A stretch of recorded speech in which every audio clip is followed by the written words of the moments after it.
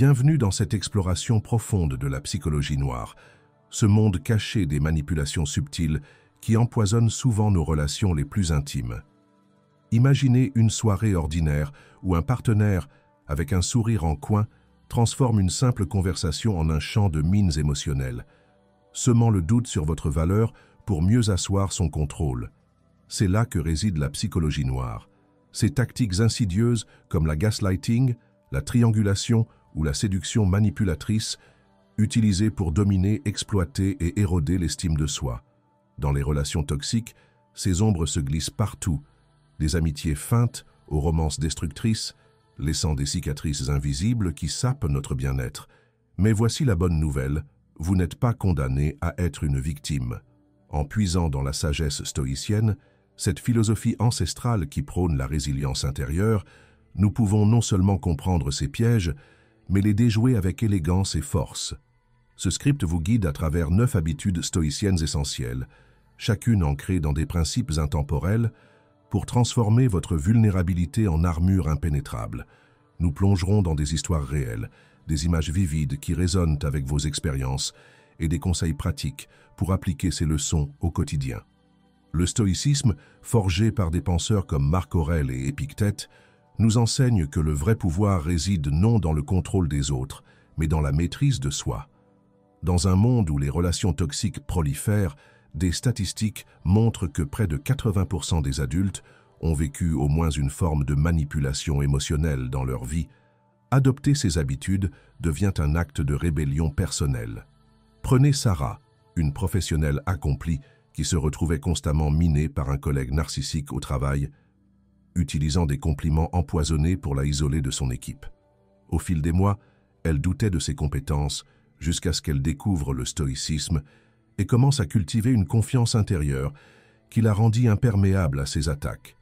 C'est ce voyage que nous entreprenons ensemble, de la reconnaissance des signes subtils de la toxicité, comme les cycles d'amour bombing, suivis de dévalorisation, à la construction d'une forteresse mentale. Chaque habitude que nous explorerons est un outil pour décoder les motivations cachées, répondre avec sagesse plutôt qu'avec réaction, et finalement, choisir des connexions saines qui nourrissent l'âme. Marc Aurèle l'a dit avec une clarté éternelle, « Le bonheur de votre vie dépend de la qualité de vos pensées. » En appliquant ces principes, vous ne vous contenterez pas de survivre aux relations toxiques, vous prospérerez au-delà d'elles, en cultivant une vie riche de sens et d'authenticité. Préparez-vous à un parcours introspectif qui allie motivation et action, où chaque section vous rapproche d'une version de vous-même plus forte, plus sereine. Allons-y pas à pas pour illuminer les ombres et reclamer notre pouvoir intérieur. Pensez à Alex, un jeune cadre dynamique piégé dans une relation amoureuse où son partenaire le bombardait constamment de critiques voilées, déguisées en conseils bienveillants, pour ébranler sa confiance et le rendre dépendant. Au début, Alex réagissait avec des justifications bruyantes, cherchant à prouver sa valeur, mais cela ne faisait qu'alimenter le cycle toxique. C'est alors qu'il a découvert la confiance en soi silencieuse, cette habitude stoïcienne qui transforme le bruit extérieur en écho distant, ancré dans une assurance intérieure qui n'a pas besoin de validation externe. Dans la psychologie noire, les manipulateurs exploitent souvent l'insécurité en utilisant des techniques comme la dévalorisation subtile ou la comparaison incessante, visant à vous faire douter de votre jugement pour mieux vous contrôler. Mais la confiance silencieuse agit comme un bouclier invisible.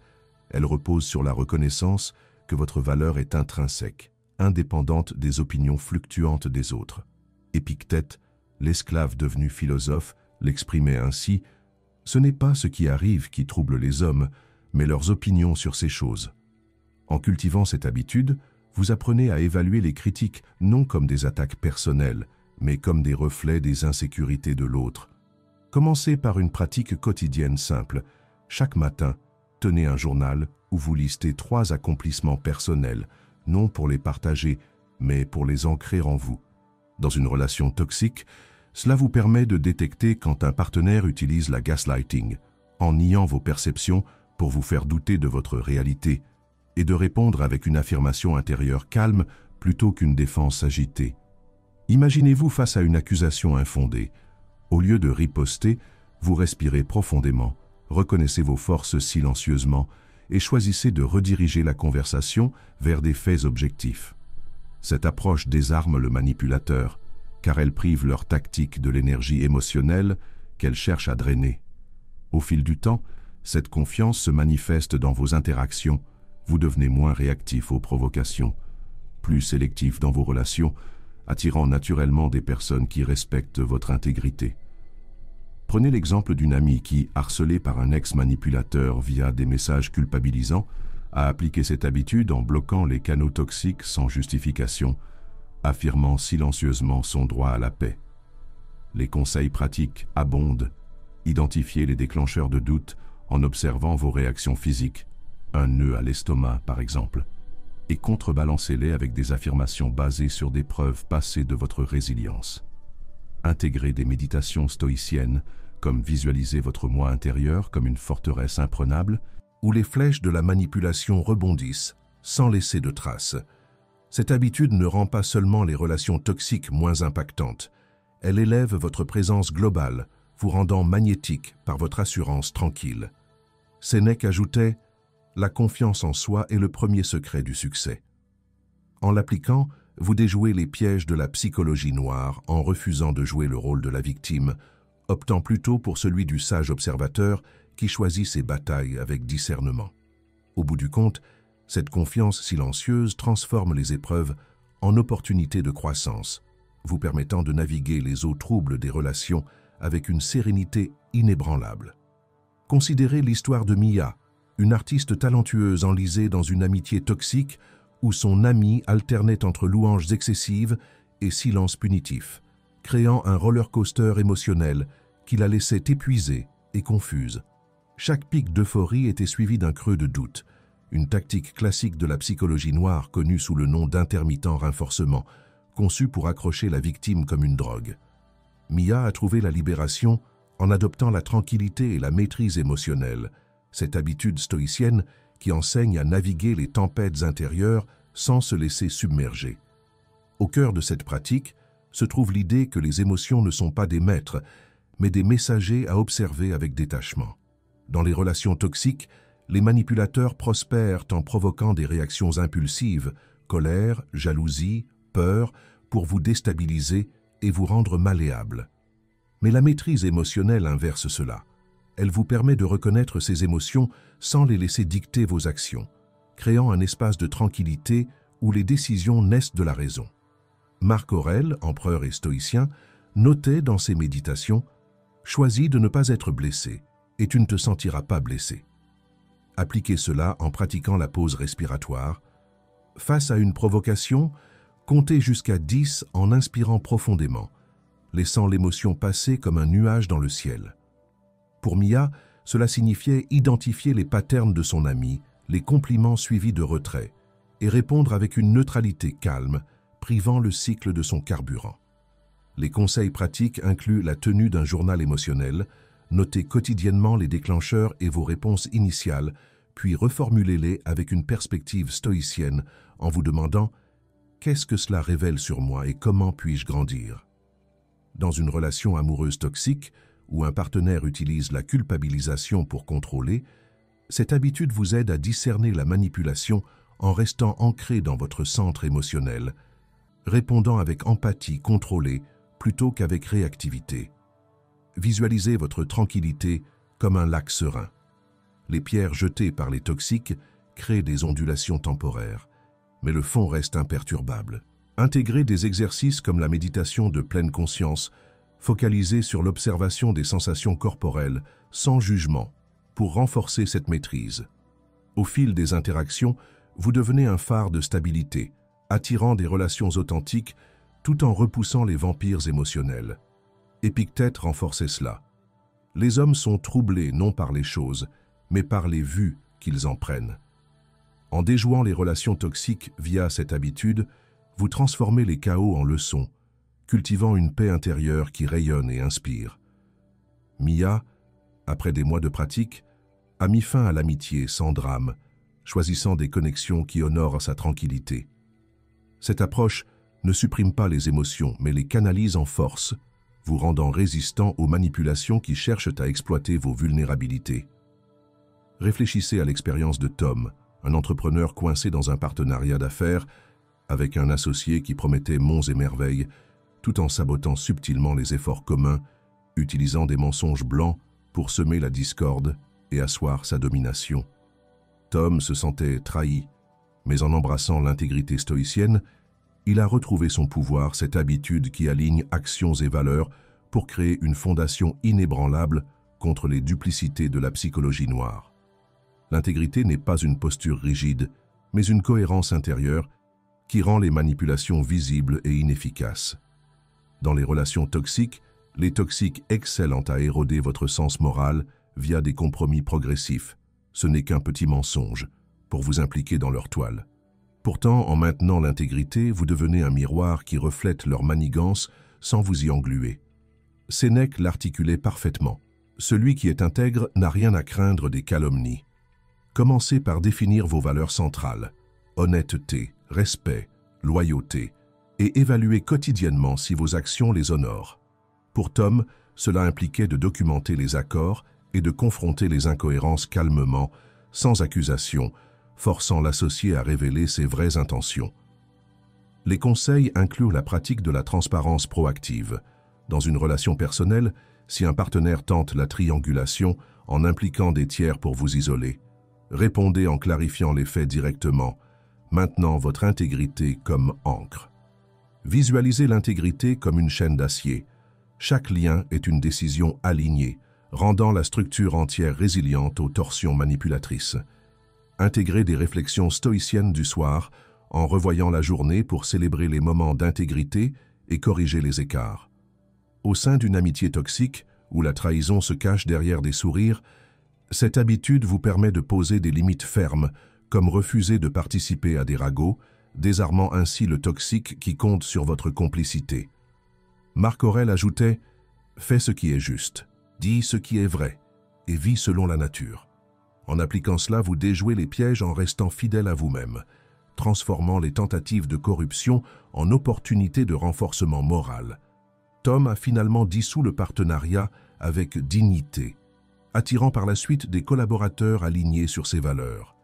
Cette intégrité ne protège pas seulement, elle élève, créant des relations basées sur la confiance mutuelle et la croissance partagée. Envisagez le cas de Lena, une enseignante dévouée harcelée par un superviseur qui utilisait des deadlines irréalistes et des critiques imprévisibles pour la garder en état de stress constant, une forme de contrôle psychologique visant à briser sa volonté. Lena a contre-attaqué avec l'autocontrôle stoïcien, cette habitude qui transforme les impulsions en choix délibérés, érigeant une barrière contre les provocations de la psychologie noire. L'autocontrôle implique de reconnaître les tentations, colère, indulgence, réaction, et de les dompter par la volonté, empêchant les manipulateurs d'exploiter vos faiblesses. Dans les relations toxiques, les toxiques poussent souvent à des explosions émotionnelles pour vous discréditer, mais l'autocontrôle maintient votre dignité intacte. Épictète enseignait « La liberté est le pouvoir de dire non ».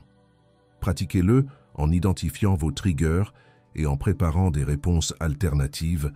Face à une insulte voilée, choisissez le silence ou une question neutre au lieu de la riposte.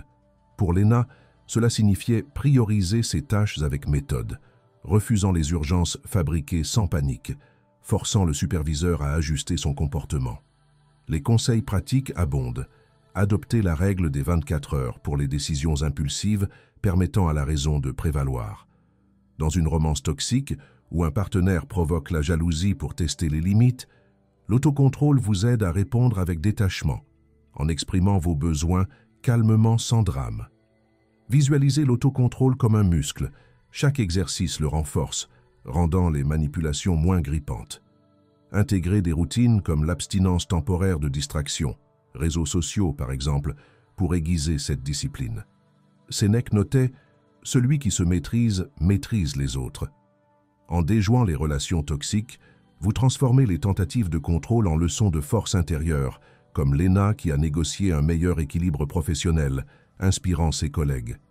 Cette habitude forge une résilience qui rend les toxiques impuissants, vous libérant pour des connexions épanouissantes. Pensez à David, un père de famille englué dans un mariage toxique où sa conjointe revisitait constamment les erreurs passées pour justifier ses colères présentes. Une tactique de rumination manipulatrice qui l'empêchait d'avancer. David a regagné son équilibre via la présence consciente, cette habitude stoïcienne qui ancre l'esprit dans l'instant présent, dissipant les brumes du regret et de l'anxiété que la psychologie noire exploite. Être présent signifie observer le maintenant sans jugement, rendant les distractions émotionnelles des toxiques inefficaces. Dans les relations toxiques, les manipulateurs utilisent souvent le passé ou le futur pour vous déstabiliser. Tu as toujours été comme ça, ou si tu fais ça, tout s'effondrera. Mais la présence les prive de cette emprise. Marc Aurèle conseillait « Confine-toi au présent ». Appliquez-le en pratiquant la mindfulness quotidienne. Lors d'une conversation tendue, focalisez-vous sur votre respiration et les sensations physiques pour rester centré. Pour David, cela impliquait d'écouter sans interruption, puis de rediriger vers des solutions actuelles, brisant le cycle de blâme. Les conseils incluent des scans corporels, notez les tensions et relâchez-les, aidant à détecter les signes de manipulation en temps réel. Visualisez la présence comme un projecteur. Il illumine l'instant, reléguant les ombres toxiques à l'arrière-plan. Intégrez des pauses conscientes, comme marcher en notant les détails sensoriels, pour renforcer cette habitude. Épictète ajoutait « Ne demande pas que les événements arrivent comme tu le souhaites, mais souhaite qu'ils arrivent comme ils arrivent. » En appliquant cela, vous déjouez les pièges en restant ancré, transformant les conflits en opportunités de clarté, comme David qui a initié des dialogues productifs, menant à une thérapie de couple. Cette présence élève les relations, favorisant l'authenticité et la connexion vraie. Considérez l'histoire de Rachel, une leader communautaire manipulée par un mentor qui flattait son ego pour mieux la contrôler, utilisant la psychologie noire pour l'isoler en la faisant se sentir supérieure aux autres. Rachel a contrebalancé cela avec l'humilité stoïcienne, cette habitude qui reconnaît nos limites et valorise l'apprentissage, désarmant l'arrogance que les toxiques exploitent. L'humilité n'est pas la faiblesse, mais une force qui ouvre à la croissance, rendant les flatteries manipulatrices transparentes. Dans les relations toxiques, les narcissiques gonflent votre ego pour vous rendre dépendant de leur approbation, mais l'humilité vous garde grounded. Sénèque déclarait « L'humilité est la base de toute vertu ».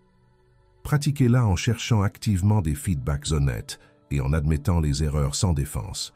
Pour Rachel, cela signifiait questionner les compliments excessifs et valoriser les contributions collectives, révélant les motivations du mentor. Les conseils pratiques. Commencez chaque jour par une réflexion sur ce que vous ignorez, favorisant l'ouverture. Visualisez l'humilité comme une racine profonde. Elle nourrit l'arbre sans chercher la lumière. Intégrez des actes de service anonymes pour cultiver cette vertu. Marc Aurèle notait « Sois comme le promontoire contre lequel les vagues se brisent continuellement. Il reste immobile. » En déjouant les toxiques, vous transformez les pièges en leçons, comme Rachel qui a bâti une communauté authentique. Cette humilité attire des relations sincères, enrichissant votre vie de sagesse partagée. Réfléchissez à l'expérience de Kyle, un étudiant piégé dans une relation mentor-élève où le mentor retardait délibérément les feedbacks pour créer de l'anxiété et de la dépendance, une tactique de withholding dans la psychologie noire. Kyle a triomphé grâce à la patience stoïcienne, cette habitude qui embrasse le timing naturel des choses, neutralisant les urgences fabriquées des manipulateurs. La patience permet d'attendre sans frustration, observant les patterns toxiques se révéler d'eux-mêmes. Dans les relations toxiques, les impatients sont faciles à contrôler via des promesses différées, mais la patience restaure l'autonomie. Épictète enseignait « La patience est l'antidote à la colère ». Appliquez-la en décomposant les objectifs en étapes gérables, respirant à travers les délais. Pour Kyle, cela impliquait de poursuivre son apprentissage indépendamment, forçant le mentor à s'adapter. Les conseils incluent la visualisation de processus lents, comme une graine germant, pour internaliser la patience, intégrer des méditations sur l'impermanence. Sénèque ajoutait « Rien n'est si amer que la longueur du temps ne l'adoucisse ». En appliquant cela, vous déjouez les manipulations en restant serein, transformant l'attente en croissance, comme Kyle qui a excellé seul. Cette patience forge des relations durables, basée sur le respect mutuel. Pensez à Emma, une professionnelle submergée par un environnement de travail toxique où les collègues minimisaient ses succès pour instiller l'ingratitude et la rivalité, une forme de négativité contagieuse dans la psychologie noire. Emma a inversé la tendance avec la gratitude stoïcienne, cette habitude qui célèbre ce qui est, blindant contre l'envie et la dévalorisation. La gratitude recentre sur l'abondance, rendant les plaintes toxiques inaudibles. Dans les relations toxiques, les manipulateurs amplifient les manques pour vous garder insatisfait, mais la gratitude restaure l'équilibre.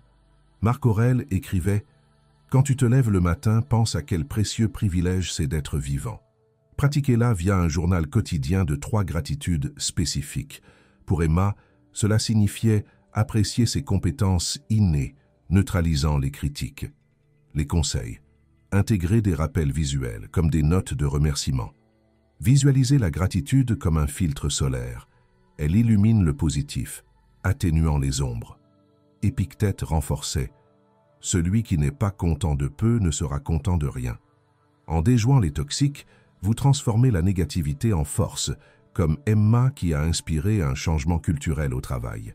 Cette gratitude attire des connexions positives, enrichissant votre vie d'abondance.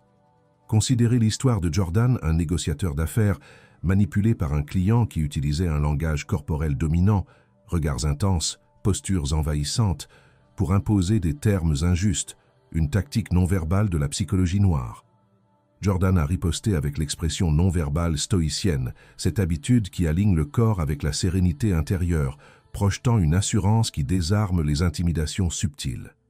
L'expression non-verbale consciente transmet la force sans mots, révélant et contrecarrant les signaux manipulatoires.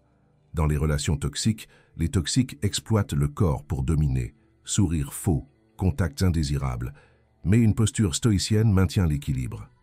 Sénèque observait « Le corps est l'instrument de l'âme ». Pratiquez-la en maintenant un contact visuel calme, une posture ouverte mais ferme. Pour Jordan, cela impliquait de mirroring subtilement pour égaliser le terrain, forçant le client à négocier équitablement. Les conseils. Observez votre langage corporel dans un miroir, ajustant pour la confiance. Visualisez-le comme une armure invisible, droit, ancré, impénétrable. Intégrez des exercices comme le yoga pour harmoniser corps et esprit. Marc Aurèle ajoutait « Adapte-toi à la situation qui t'est donnée ». En appliquant cela, vous déjouez les manipulations en projetant la résilience, transformant les interactions en opportunités d'égalité, comme Jordan qui a scellé des deals justes. Cette expression élève les relations, favorisant le respect mutuel et l'authenticité. Au terme de ce voyage à travers la psychologie noire et les habitudes stoïciennes qui la déjouent, revoyons comment ces outils transforment les relations toxiques en catalyseurs de croissance personnelle. De la confiance silencieuse qui immunise contre le doute semé, à l'expression non verbale qui affirme votre présence sans un mot, chaque habitude forge une armure intérieure impénétrable. Souvenez-vous de ces histoires, Sarah, Mia, Tom et les autres, qui illustrent que la victoire n'est pas dans la confrontation bruyante, mais dans la maîtrise sereine de soi. Le stoïcisme nous rappelle que, face aux manipulations, notre pouvoir réside dans ce que nous contrôlons, nos pensées, nos actions, notre paix. Épictète le résumait. Ce n'est pas les choses qui nous troublent, mais notre jugement sur elles. Appliquez ces leçons quotidiennement. Choisissez des relations qui élèvent, posez des limites avec intégrité et cultivez la gratitude pour ce qui nourrit votre âme. Vous n'êtes plus une cible, vous êtes un phare de résilience, inspirant les autres à suivre. Allez de l'avant avec cette sagesse et regardez vos connexions s'épanouir en havre de authenticité. Merci d'avoir exploré cela avec moi. Maintenant agissez et reclaimez votre vie.